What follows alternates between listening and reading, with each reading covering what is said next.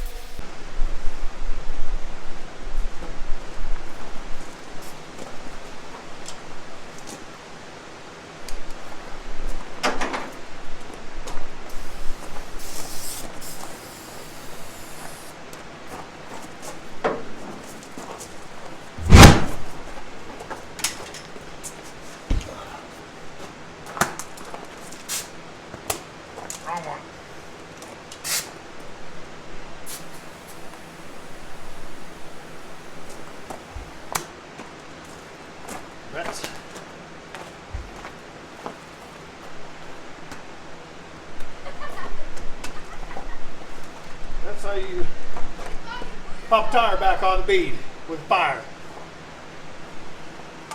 Don't try this at home.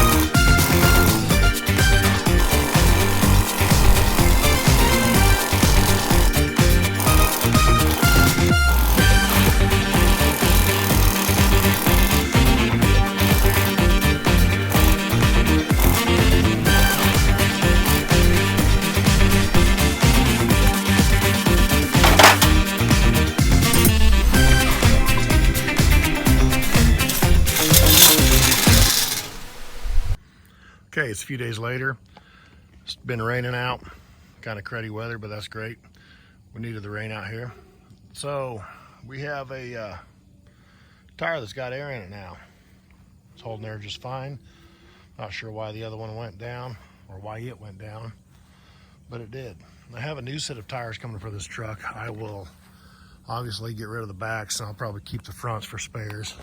They're not too, well, let's face it, they're terrible. But no matter how you see it, they're not as bad as that. So let's take a second to talk about this truck real quick. It is a 1991 Toyota four-wheel drive pickup truck. It did start out as a 4-cylinder, 5-speed IFS truck.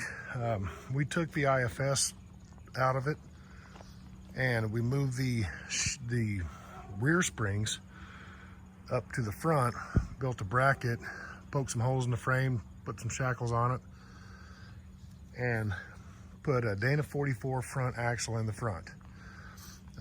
Went to the junkyard, picked up some Chevy 63-inch springs out of a 90s model, put those in the rear, made some bracket, or bought some brackets and built that.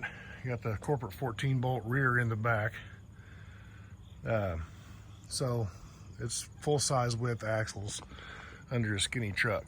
So basically, if you come around to the front and look at it, you know, tires stick out 6-12 inches, whatever. I don't never measured them, but it looks pretty good. So what we got under the hood here, let's go take a look.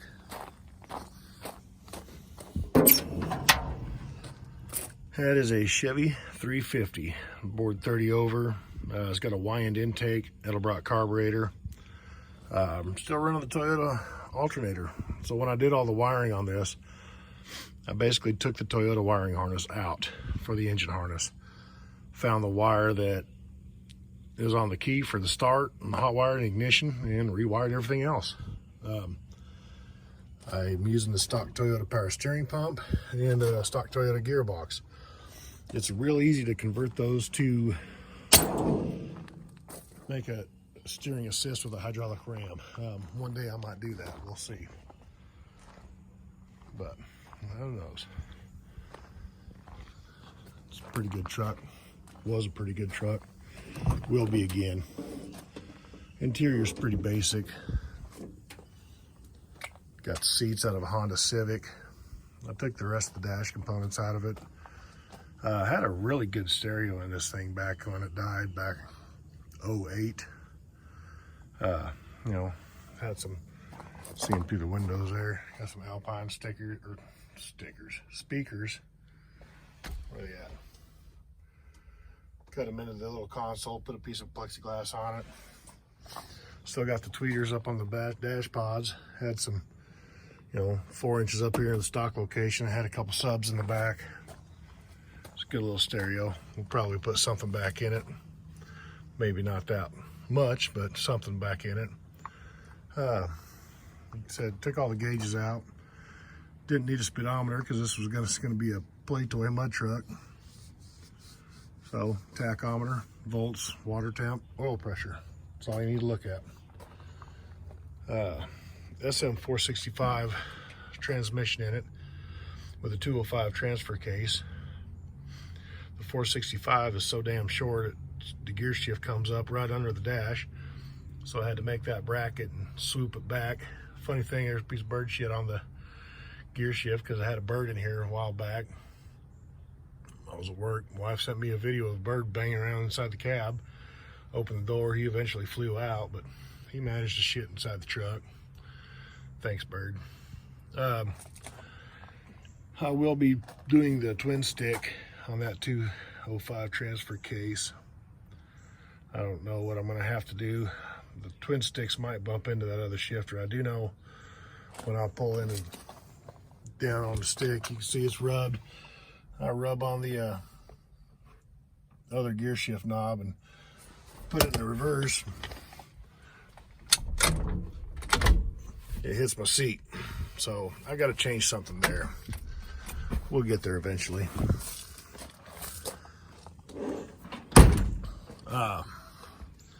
The gas tank under the truck was pretty beat up from adventures, we'll call them. So I took the old gas tank out, put that aluminum fuel tank in there. It's a 10-gallon tank, I believe. It holds enough to do what I need to do with it, which is play. Gotta finish the shocks in the back. I want to make a different tranny cross member because that one hangs a little low. I can tuck it up a little tighter up in there. Might do something with the skid plate. What else do I have to do? I have to do this. I want to change the exhaust up. Put a bigger exhaust on, get a little deeper tone. If I had the battery in it right now, I'd fire it up and let you listen to it, but a lot of you listening to this on your phone, you can't get a good appreciation of what it sounds like on the phone. So, well, I guess if you like what you see here, go ahead and like the video, share it, subscribe, and we will be making another one soon.